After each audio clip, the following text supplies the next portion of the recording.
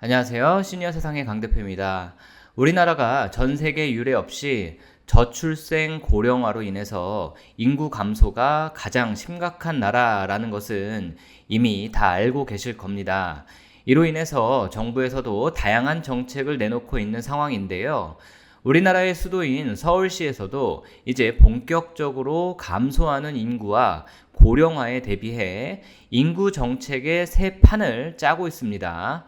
그런데 이 내용 중에는 앞으로 노인복지 정책 등에 큰 영향을 미칠 수 있는 내용도 담겨 있기 때문에 현재 50대 이상의 중장년 혹은 시니어 분들 관심을 가져야 할 것 같습니다. 게다가 서울에서 이렇게 변화된 정책이 시행이 된다면은 결국 전국 지자체로 확산될 확률이 매우 높기 때문에 어쩌면 오늘 내용이 아주 중요할 수 있겠습니다. 자, 보도자료 제목을 보면은 서울시 인구정책 기본계획 효과 높은 인구정책에 집중 투자하겠다.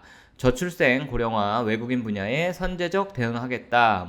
이렇게 써있죠. 저출생 고령화로 급격한 인구 감소와 인구 구조 불균형이 심화되는 가운데 서울시가 인구 변화에 대응하기 위한 청사진을 내놨다. 서울이 23년도 합계 출산율 0.55명으로 세계 최하위 수준이라고 합니다. 그리고 26년에는 초고령 사회로 20.9%의 인구가 노인이라고 합니다. 그래서 서울시가 인구정책 기본계획 4대 정책 방향을 정하고 30대 핵심 과제를 선정했는데요. 이 중에 우리 시청자분들과 관계된 내용만 간추려서 안내를 해드리겠습니다.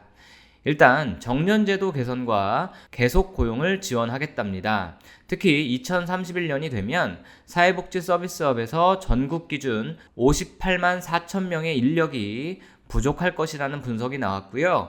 이에 따라서 서울시는 사회복지시설 종사자의 계속 고용 보장 방안을 우선 연구할 계획이라고 합니다.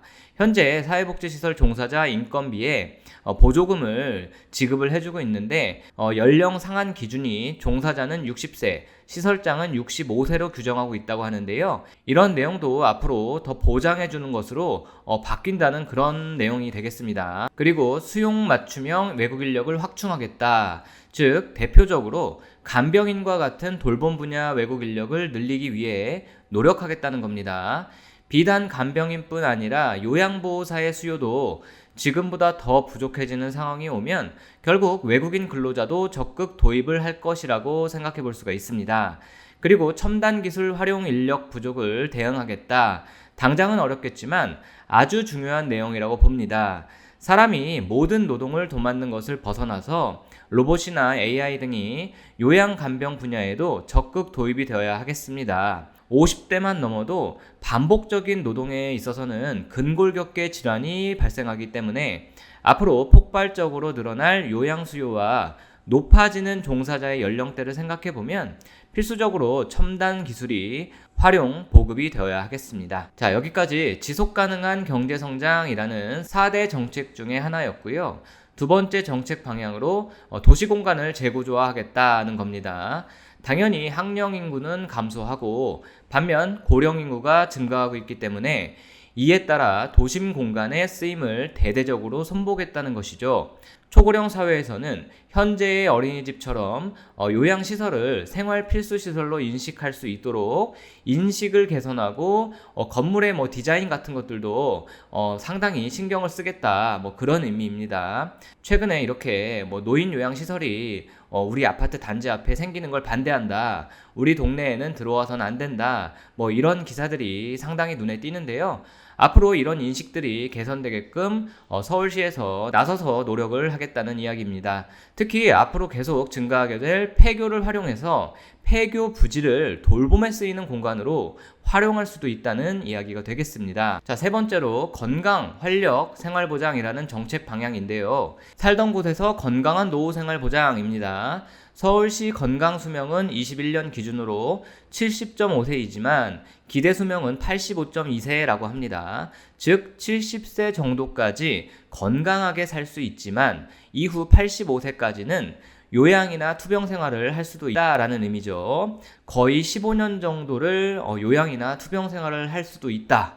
참 긴 시간이네요. 자, 그래서 이러한 문제 해결을 위해서 재가 서비스와 건강관리 서비스를 강화하겠다는 겁니다.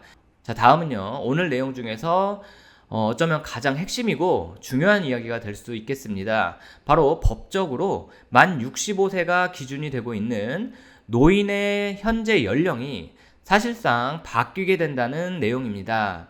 자, 좀 읽어보면요. 신규 복지 서비스 연령 기준 유연화 81년 노인복지법 제정 이후에 65세 기준이 유지되고 있으나 노인이 생각하는 노인 나이는 72.6세로 조사된 바가 있다. 늘어난 건강 수명을 고려해서 신규 복지 사업을 도입할 경우 연령 기준을 60에서 80세 등 유연하게 적용하는 방안을 검토할 계획이다. 조금 뭉뚱그려서 말을 하고 있지만 결국 서울시가 최초로 각종 노인복지 혜택을 주는 기준 연령을 만 65세에서 만 70세 이상으로 바꾸는 방안이라고 생각하시면 되겠습니다. 사실 정부에서도 노인의 연령 기준에 대해서 상향 조정하겠다는 이야기가 계속 나오고 있는데요. 서울시에서 이런 정책을 시행하게 된다면 앞으로 다른 지자체에서도 확산될 가능성이 높겠습니다. 이 내용은 사실 상당히 민감한 내용이 될 수가 있기 때문에 서울시 관계자의 인터뷰 내용을 읽어드리겠습니다. 자, 인구 감소 등으로 서울시의 세수는 줄어들 것으로 예상이 되는데 노인 인구는 계속 늘어나 재정적으로 감당하기 어렵다. 사업에 따라 융통성 있게 노인 기준을 정하려는 것이라고 말했다.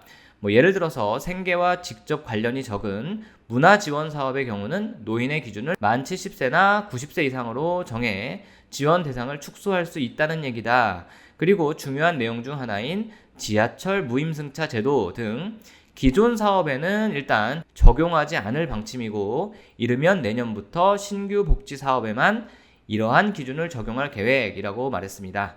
자, 마지막으로 이 내용에 대해서 많은 분들이 공감을 해주신 그런 신문기사의 댓글 몇 개만 좀 읽어보겠습니다. 노인복지 혜택 기준 연령을 현행 65세에서 70세로 바꾸는 방안을 추진 원칙적으로 찬성한다. 하지만 이는 과거에 비해 체력이나 정신 연령 또한 그만큼 받쳐준다는 의미인 만큼 사회적 은퇴 연령 역시 늦춰야 하지 않을까 싶다.